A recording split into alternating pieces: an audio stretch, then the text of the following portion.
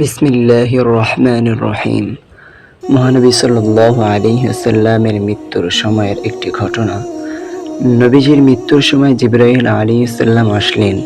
এসে নবীজিকে সালাম দিলেন আর বললেন, হে আল্লাহর রাসূল, আল্লাহ আপনাকে সালাম দিয়েছেন আর জানতে চেয়েছেন আপনি কেমন আছেন। আল্লাহ সব জানেন, তারপরেও আপনি কেমন আছেন সেটা আপনার মুখ থেকে জানতে চেয়েছেন। নবী সাল্লাল্লাহু আলাইহি ওয়াসাল্লাম বললেন, আমি বড়ই কষ্টের ভিতর আছি, অসুস্থ অবস্থায় আছি। তখন জিবরাইল আলাইহিস সালাম বললেন, ইয়া রাসূলুল্লাহ, আমার সাথে আজ একজন নতুন ফেরেশতা এসেছেন, যে ফেরেশতা কোনো মানুষের কাছে আসার জন্য কোনোদিন অনুমতি চায় নাই আর কোনোদিন অনুমতি চাবেও না, শুধু আপনার অনুমতি চায় আপনার কাছে আসার জন্য। আর সে ফেরেশতার নাম মালাকুল মউত।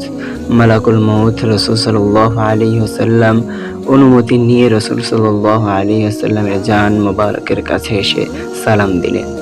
বললেন, ইয়া রাসূলুল্লাহ, আমি আদম আলাইহিস সালাম থেকে শুরু করে এই পর্যন্ত যত মানুষের জান কবজ করেছি আর কিয়ামত পর্যন্ত যত মানুষের জান কবজ করব, কারো কাছে অনুমতি চাইনি আর চাওয়াও আমার লাগবে না।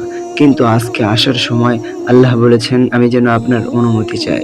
নবীজি বললেন, মালাকুল মউত, আমি যদি অনুমতি না দিই? মালাকুল মউত বলে, ইয়া রাসূলুল্লাহ, আল্লাহ বলেছেন যদি অনুমতি না পাই ফিরে এসো। আল্লাহু আকবার।